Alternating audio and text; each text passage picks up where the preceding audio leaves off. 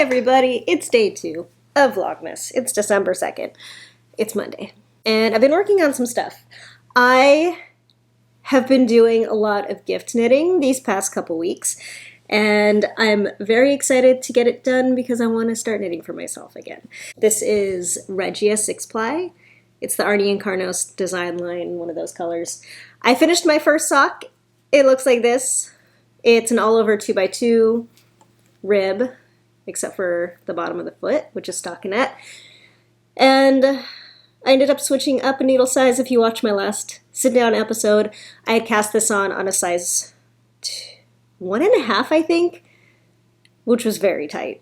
I ended up going up to a US 3, which is more kind of the recommended needle size for this yarn. And it's a 64 stitch sock. So that gift is half done. I finished my crochet scrunchie that I was working on in my Vlogmas day 1, and that's done. So now I think I have 4.5 scrunchies done. I forget how many I'm doing, but it's something like 8 or 9. I then cast on my mom's bucket hat. She asked for a brown crochet bucket hat for Christmas. I have this Rowan Soft Yak DK yarn. And what is the fiber content?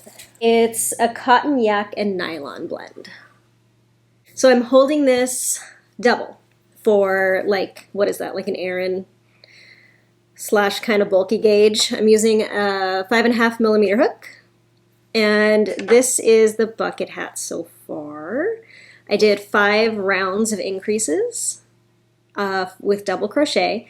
And now I'm on the like 6th or 7th. I'm on the 7th round of just straight crocheting in the round. And I did this over the last hour or so. I did rip it out once because I started with just a single strand of the DK on a smaller hook. And it was just too thin. And I felt like it needed to be bulkier. And I had the yarn. So I doubled it up. And now it's going to go even quicker. It's nice and soft. I think she's probably going to like it, hopefully. As I'm kind of getting through these gift projects, I've been watching other people's Vlogmases, as you do in December. The one that I was just watching right now was Kate of Hawthorne Cottage Craft, her day 1 video, and she was opening some of her advents, which I do not have any of this year. Actually, I don't think I've ever had like a December advent calendar of yarn.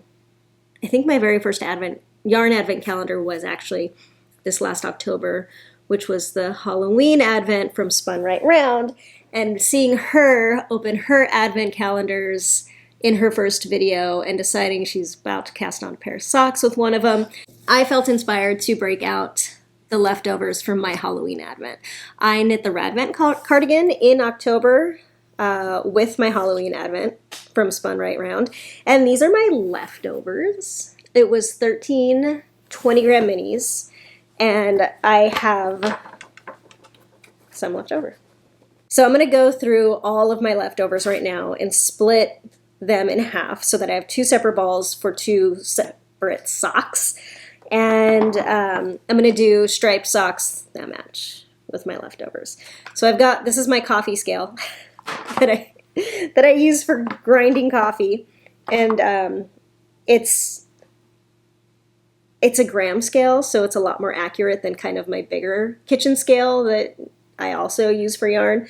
But for this small of grammage, I'm going to use this one.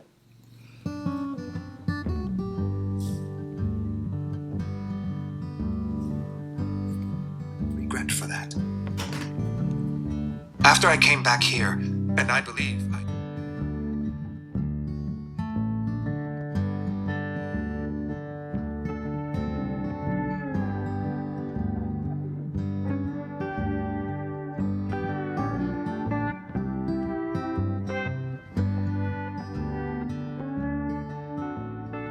Okay, I'm all done winding.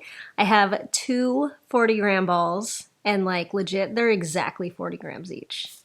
That was pretty exciting. So I have almost a full skein of yarn for these socks, which is more than I need for just like a typical pair of socks. So I'm thinking what I might do is start toe up and kind of try to knit it all and maybe have like a, however high they go, a knee high or something like that. I'm also considering doing a 2x2 sock. So we'll see. I'll cast these on and these will be my December Advent-ish socks. Okay. All right, I think that's all for now. I will see you some other time.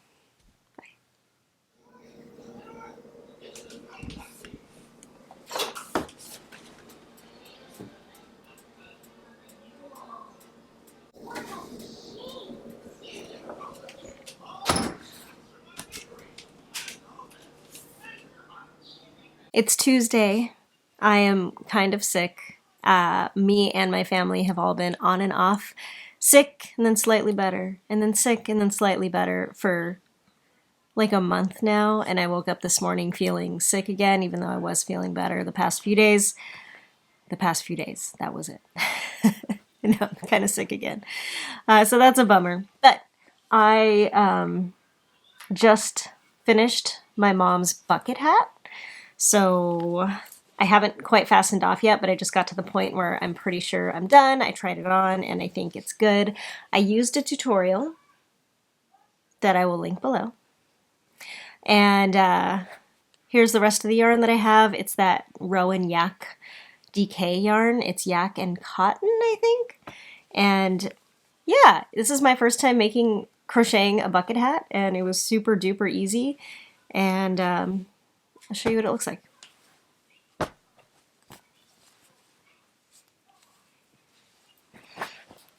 This is it. So, yeah, that's the bucket hat. What do you think? You like it? I feel like I have a very like Tiny Tim sort of vibe in this hat. I don't know anything about Tiny Tim, but that's just what I think of. Oh, I'm out of it. I feel out of it. Okay. So River and I dropped Lucy off at school this morning. He does not go to school on Tuesdays. And I'm feeling sick, so he is out in the living room right now watching Blaze and the Monster Machines, which is a cartoon, while I sit in bed and crochet. We did go to the feed store this morning to get some chicken food. So we did a bunch of chicken chores this morning. We filled up their feeder, we fed them, we watered them, I cleaned out their coop. And we have a bunch of errands to run before picking up Lucy from school. So this week at school, Lucy's doing the spiral walk, which is like a winter solstice kind of tradition. So parents are asked to collect greenery for that. So we're going to try to collect some greenery to drop it off at school. We're also going to we have a crystal stone rock store here in Arcata, luckily, and I want to go there and see. I don't know anything about like precious stones. I love rocks and I love crystals from a geological standpoint. I'm not like a power crystal kind of person, but I do love crystals and rocks. But I want to get Lucy a birthstone necklace this year for Christmas. She's starting to get into jewelry. And she wants like a real like grown-up necklace. So I want to get her a birthstone necklace. I think that would be cool. And her birthstone is ruby. And I don't know anything about rubies, but I'm going to go to the crystal rock store to see if they have like really small or maybe raw or rough something rubies for like not super expensive. I know ruby's like one of the more precious stones that are like jewelry store expensive. But I'm hoping to find her something a little more, I don't know, rustic that isn't that much. And maybe make it into a necklace or something. So I want to do that. I want to go to the herb store. We have a really great herb store here in Arcata called Moonrise Herbs. And I'm going to get some stuff to make an elderberry syrup. And I'm also going to go to the co-op, which is our local co-op grocery store. And they have a really great produce section that has things like fresh horseradish, fresh turmeric root. And so I'm going to get a bunch of stuff to make fire cider. I am sick of us being sick. So I'm going to make some syrup and some fire cider, which won't be ready for a month. I'll link the recipe that I use down below. I love making fire cider. I try to make it as often as I can, but because it takes a month to make and it goes so fast once it's ready during sixth season, it's really hard to keep it around. But I'm going to make some today. And then we also have to go to the hardware store. I need to refill my CO2 container for my sparkling water. I have a soda stream. And also want to get a couple Christmas gifts at the hardware store that the kids want from there. And I got to go to the drugstore to get some Sudafed and some cotton balls, because I used the last of my cotton balls last night to take off my nail polish, so I need more to take off more nail polish. Oh, also, okay, I got one more thing I want to tell you about. I do this thing where I've only done it for 2 seasons so far, but I like creating a seasonal nail polish rack because I have so much nail polish, and I think it's fun to wear it seasonally. So I go through all of my nail polish and I pick out everything I want to wear like that month or that season or whatever. And then that way I have a smaller collection of things to choose from every time I put new polish on. And yesterday, with the kids' help, I put away my like fall autumnal nail polish rack and I brought out a December rack. So I'm going to show you really quick some nail polish. This is a book I'm reading right now, Salt Slow by Julia Armfeld. Julia Armfeld wrote Our Wives Under the Sea, which is one of my favorite novels ever. She's got a new book coming out. I think it came out today. I pre-ordered it. I think I'm getting it in the mail today. And this is her very first book that she published. It's a collection of short stories, and I love it so far. But as soon as I get her novel, I'm going to start that. But I keep my nail polish, you can see it, in these 3 like kind of photo boxes. They're full. My seasonal rack looks like this. Hi. So this is everything. Oh my gosh, I feel ridiculous. This is all the nail polish I picked out to wear for this month or the season or whatever over the next couple months. So this whole back section here with all these copper tops are my favorite indie nail polish brand, Death Valley Nails. And I just picked out like a lot of cool tones, blues, greens, reds. And this is another indie brand that I really like, Lurid Lacquer. And so, I don't know, kind of holiday-esque colors, kind of like snowy, cool tone colors, like this kind of stuff. You know, I love a good like frosty blue for winter. Forest green. Stuff like that. I don't know. This is just like a bunch of stuff to choose from. I may not get to it all. Some of it's like holdovers from my fall rack that I didn't wear. Actually, my fall rack was like a few polishes short of what's here. And I think I wore everything during the fall on my fall rack, with the exception of maybe 4 of them that I kind of transferred over mostly. This is the one that was on my fall rack that I didn't get to, that I'm hoping to wear this season. And I don't know, as you can see, I'm bare. I took off my nail polish last night. And I would like to paint my nails today, but I don't know if I'll get to it. And if I did paint my nails today, what would I do? Maybe this one. I just got this one from a Destash. There are nail polish Destashes, and I like to brow. This is Mooncat's Pangea. The Destash that I like to browse is on Reddit. So Reddit Lacqueristas Trade or Destash or something. I don't know, maybe I'll link it if you're interested. But there's also a lot of nail polish Facebook groups that do Destashes, and I just really like buying used nail polish because I'm like that. I don't know, festive stuff. So that's what that looks like. That's another nerddom that I partake in other than knitting. I think I have to go make lunch now and run some errands and hopefully feel better. Okay. See ya next time. Also, I've got a brisket in the oven. I think I showed you a little while ago. I used a recipe from the Kitchn, which is just like rubbing a brisket in mustard and then doing like a dry rub over that, letting it sit in the fridge overnight, and then this morning at 9 a.m. I put it in a 300-degree oven and it sits in there for 6 hours. So I've got that in the oven right now, and we're gonna have brisket and cornbread and green beans for dinner.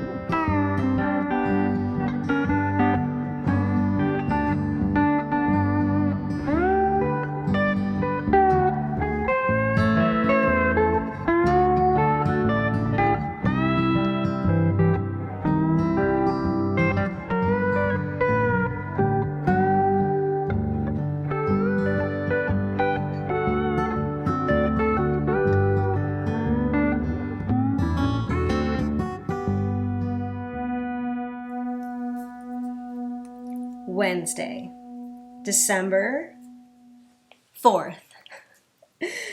I'm sitting here on my living room floor. I have to go to work in half an hour. Kids are at school, and I am using this time to watch some knitting YouTube and work on Christmas knitting. I'm watching Breathing Yarn, and she always impresses me in her shots and her angles in her YouTube video, and so I'm trying to be cool like her. And I put us both on the floor in front of the couch because it always looks so cool when she does it, and so I wanted to try the same angle. What do you think? Can you see under my couch? Is there a bunch of toys and like trash under there? Also, she's making me feel a little bit better because in the episode that I'm watching, the newest video where she knits a pillow, she's sick. And I'm also sick. So that makes me feel better. Misery loves company. I am so sick of being sick. I'm just sick all the time now. But I'm not going to complain about it because no one likes to hear about other people complain about being sick. Unless you are sick. Like me. Because I like hearing her complain about being sick because I'm sick. So it makes me feel better. If you're sick, we're sick too. I'm pointing at Isabella because she's right there. So we can mourn together our collective health this season. Anyway, I'm fine. She's knitting in this episode a pillow. It's like a project vlog. And she's knitting this like quilt block pillow by Laura Penrose. I keep hearing people talk about Laura Penrose, and I only know who she is because I hear everybody talking about her. So I think I need to go check out her YouTube videos. I know she's got that sweater going around that a lot of people are knitting right now. This is not the first time I've seen this pillow, so I think I need to check her out. I haven't before. I don't know. There's a lot of knitting content on YouTube these days and crochet content. And she is not an area that I have delved into. So I'm excited to do that soon. Is that a YouTube channel that you like? Have you knit any of her patterns? I did check out her pattern library on Ravelry, linked by Isabella in her video about this pillow. And I do really like the pillow. I'm kind of inspired. I kind of also want to make it. It looks like a really fun garter stitch small project. I also kind of like her souffle pattern. It's a top, or I would probably make it into a long sleeve sweater with, it looks like it has a rounded yoke and it has like a little frill right here. I could be wrong about that because I'm not actually looking at it right now. But I did also come across another pattern yesterday from another vlog I was watching. Apparently, Lily Kate Makes has a YouTube channel, which I didn't know. She designed the Be Thankful cardigan, which is my purple cardigan, which is arguably my very favorite garment I've ever knit. It's definitely the most worn garment I've ever knit. She designed that, and she has a YouTube channel and is doing Vlogmas right now, and I did not know that. But I randomly watched one of her most recent Vlogmas videos because it came up in recommendations. I found another yoke pullover that I was very inspired to make. I want to make it now. And I forget what it's called. It has a name that I like. It was a word I didn't know. But it's a yoke, and like the yoke is like striped with the main yarn and a lace weight yarn. So it's kind of like sheer stripes almost.